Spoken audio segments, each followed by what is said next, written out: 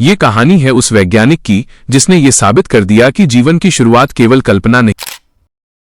सदियों तक ये सवाल केवल दर्शन और धर्म तक सीमित रहा, लेकिन 20वीं सदी में एक युवा वैज्ञानिक ने इस सवाल को प्रयोगशाला की मेज पर रख दिया। उस वैज्ञानिक का नाम था स्टेनली लॉयड मिलर, जिन्हें आज दुनिया एसएल मिलर के नाम से जानती है। स्टेनली मिलर का जन्म 7 मार्च 1930 को अमेरिका में हुआ।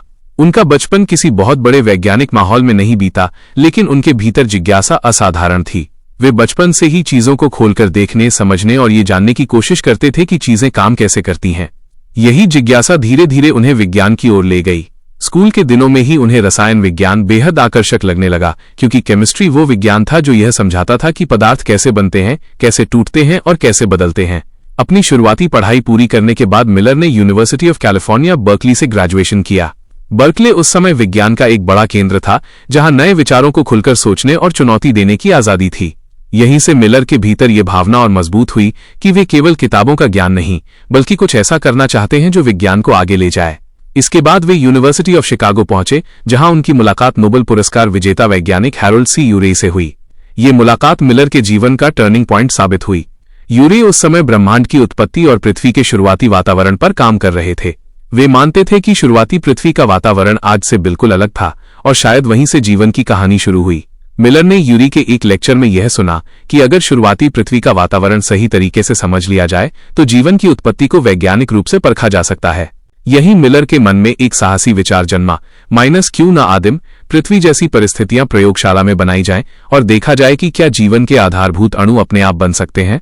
उस समय ये विचार बेहद क्रांतिकारी था। बहुत से वैज्ञानिकों को लगता था कि जीवन बहुत जटिल है और इसे प्रयोग से नहीं समझा जा सकता, लेकिन मिलर ने जोखिम उठाने का फैसला किया। मात्र 23 साल की उम्र में उन्होंने वो प्रयोग शुरू किया जिसने पूरी दुनिया की सोच बदल दी। 1953 में मिलर ने एक कांच का बंद उपकरण बनाया। उस उपकरण में उन्होंने मीथेन, अमोनिया, हाइड्रोजन और जलवाष्प जैसी गैसें भरी, जिन्हें उस समय आदिम पृथ्वी के वातावरण का प्रतिनिधि माना जाता था।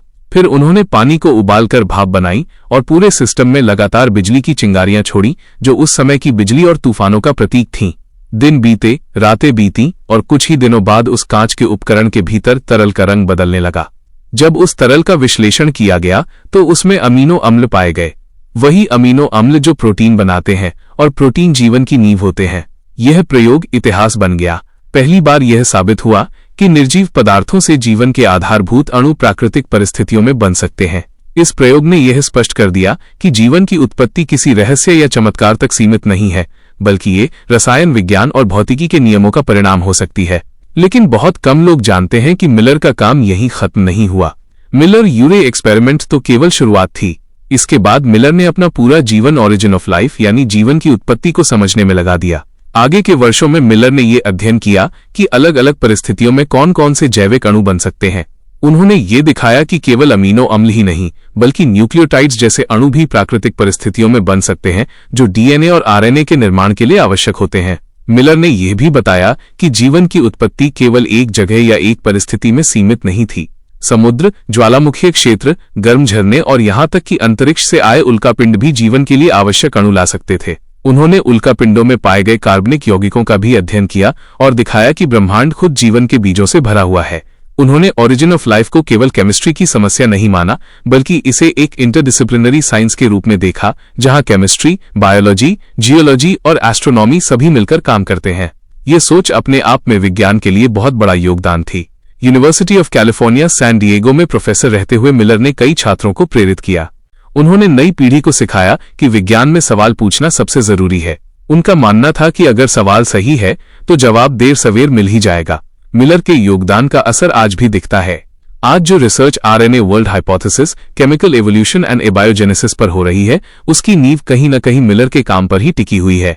उन्होंने ये रास्ता दिखाया कि जीवन की उत्पत्ति को डर या रहस्य नहीं, बल्कि प्रयोग और तर्क से समझा जा सकता है।